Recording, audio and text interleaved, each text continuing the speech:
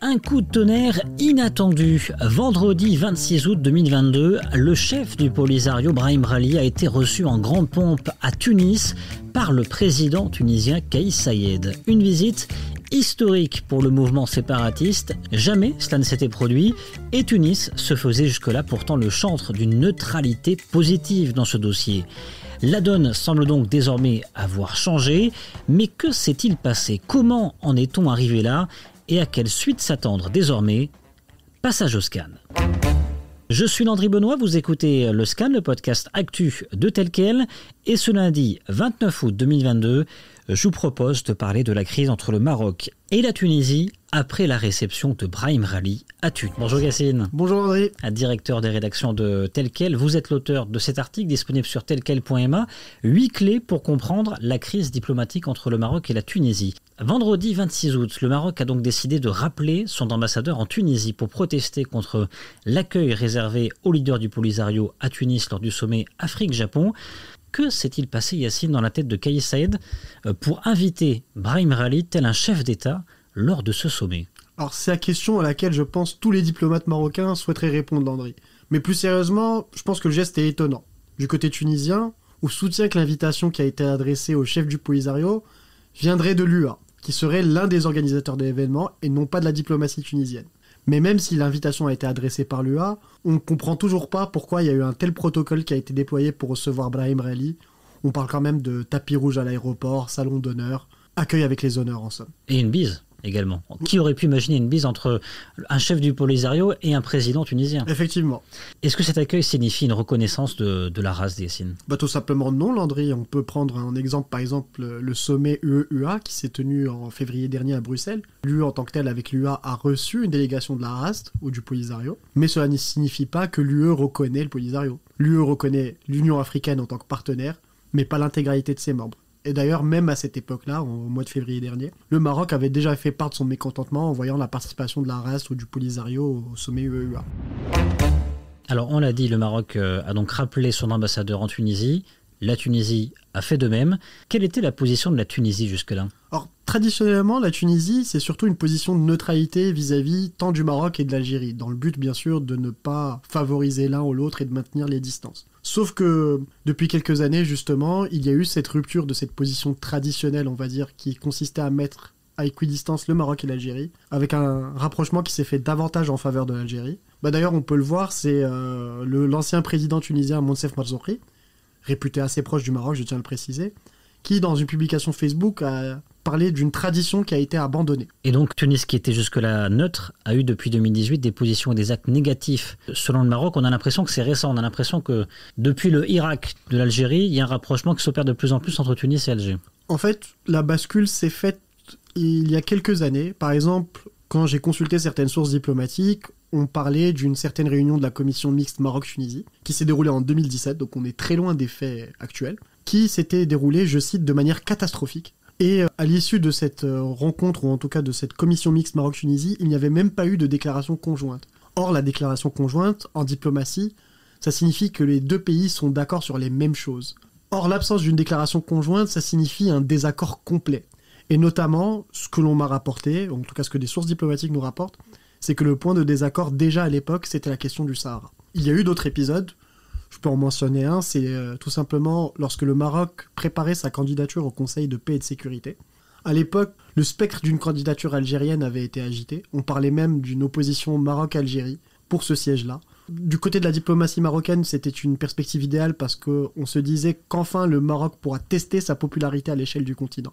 Or, l'Algérie avait décidé cette année-là de se retirer de la course, mais il y a eu une petite surprise de dernière minute, lorsque la Tunisie a un temps présenté sa candidature au Conseil de paix et sécurité à la demande de l'Algérie. L'idée de l'Algérie, en tout cas selon des diplomates marocains à l'époque, c'était de faire de la Tunisie une sorte d'alternative au Maroc et à l'Algérie, et pour faciliter aussi le choix aux pays africains qui du coup n'auraient à choisir ni entre le Maroc ni entre l'Algérie en choisissant la Tunisie. Le but de la manœuvre était bien sûr de ne pas permettre au Maroc d'accéder au Conseil de paix et sécurité à l'époque.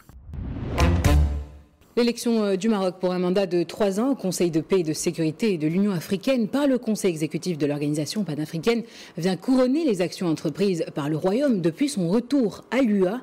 Pour rappel, le Maroc a été élu ce jeudi à Addis Abeba après avoir obtenu plus de 2/3 des voix.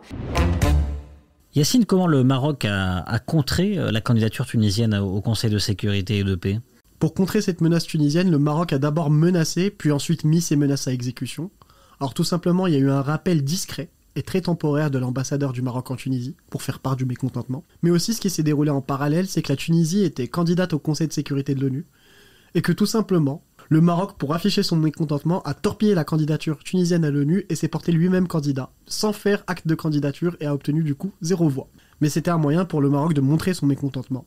Et derrière, la Tunisie a retiré sa candidature au Conseil de paix et de sécurité, et le Maroc a pu obtenir son siège. Alors ce ne sont pas les seules tensions entre guillemets entre le Maroc et la Tunisie ces dernières années, il y a aussi une opposition quasiment systématique depuis quelque temps de la Tunisie envers le Maroc à l'ONU sur le dossier du Sahara. Alors, systématique, je ne dirais pas que c'est systématique, mais dans les faits, et les faits ne mentent pas, lors du dernier vote de la résolution du Conseil de sécurité relative à la prolongation du mandat de la MINURSO, la mission des Nations Unies au Sahara, tout simplement la Tunisie s'est abstenue de voter. Du côté de la Tunisie, on affirme que c'est un geste de neutralité positive.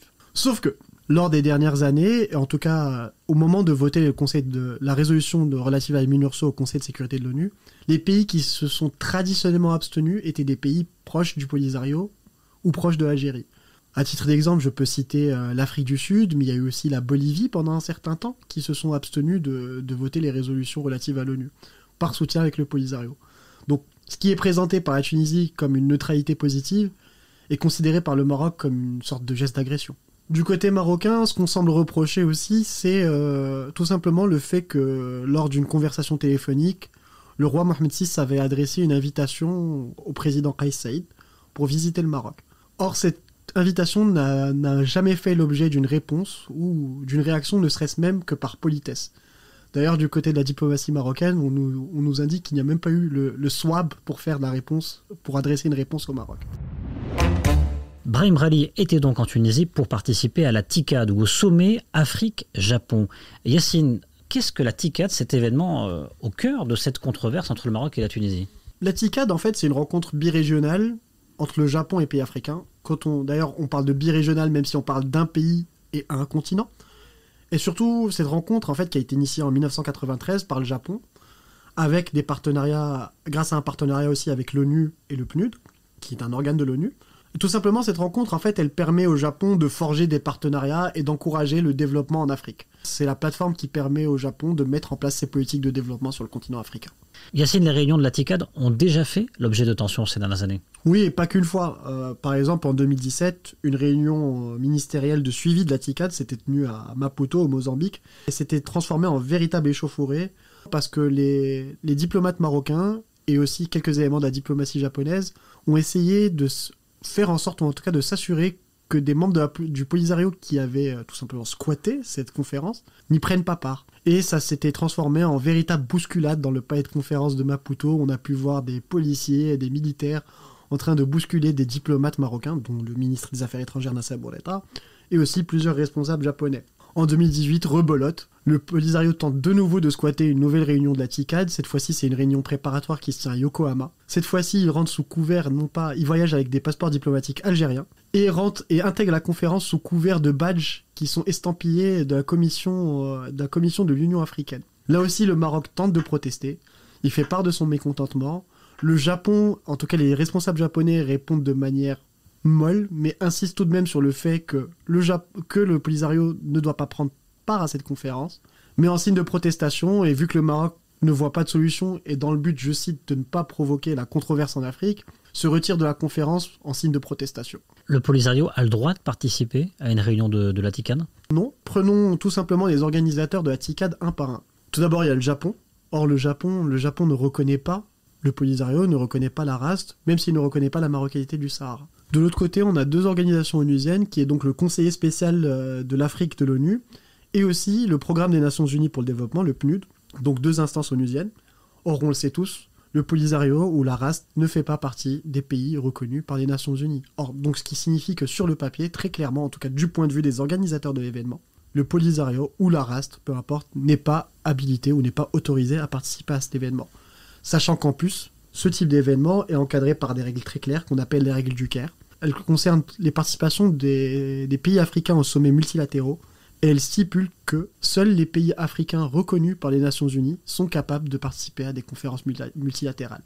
Et je le répète, donc la RAS n'est pas reconnue par les Nations Unies, ce qui signifie que la RAS n'est pas autorisée à participer. Or, du point de vue de la Tunisie, en tout cas des partis qui ont voulu la participation de la RAS à cet événement, on affirme que l'organisation revient aussi à l'Union africaine. Or, le Japon l'a précisé très clairement et à de nombreuses reprises, l'Union africaine n'est pas partie prenante dans l'organisation de cette réunion. De manière définitive et très claire, le Polisario n'est pas autorisé à participer à ces rencontres. Jusqu'où ça va aller cette crise, Yacine? Quel impact peut-elle avoir? Je pense que pour le Maroc, c'est une manière très claire de montrer sa position, surtout après le discours du 20 août, prononcé par le roi Mohamed VI, dans lequel il avait assuré très clairement que le Maroc ne voit les relations internationales qu'à travers le prisme du Sahara. Ça signifie donc que si le Maroc sent qu'il y a un changement qui ne lui convient pas ou ne l'arrange pas, il va taper du poing sur la table. Et ce fut le cas, et c'était le cas en Tunisie. Qu'est-ce que ça nous dit de l'avenir? Au mois de novembre, on a un sommet de la Ligue arabe qui est prévu à Alger. Est-ce que Alger va tenter d'introduire le Polisario de force? Le Maroc va-t-il l'accepter? Les autres pays arabes vont-ils l'accepter? C'est la question qu'on se pose, même si dès maintenant on parle de rumeurs, ou en tout cas il y a des rumeurs qui circulent, concernant le déplacement de cette réunion qui devait se tenir à Alger au Caire. Et on se retrouve en attendant avec finalement deux pays du Maghreb, l'Algérie et la Tunisie, où il n'y a pas d'ambassadeur marocain. Pour l'instant oui, mais je pense que pour le Maroc aussi, le rappel d'ambassadeur est un geste fort d'abord, qui précède tout simplement l'interruption pure et dure de relations diplomatiques. Mais surtout le Maroc, durant ces derniers mois et ces dernières années, a montré que le rappel d'ambassadeur était un message qui fonctionnait. Typiquement, ce fut le cas avec l'Espagne, avec l'Allemagne, avec qui les relations se sont nettement améliorées durant cette année 2022. Donc ce qu'on peut dire, c'est qu'on peut espérer en tout cas que ce rappel d'ambassadeur en Tunisie mènera à un assainissement peut-être et à une nouvelle base pour les relations Maroc-Tunisie. Merci Yacine. Merci Landry. Le Scan, le podcast d'actualité, c'est fini pour aujourd'hui. Réalisation Adam Al-Arshawi. Et n'hésitez pas à vous abonner sur le site telquel.ma et à nous retrouver chaque jour du lundi au vendredi sur toutes les applications de plateformes de podcast et de streaming.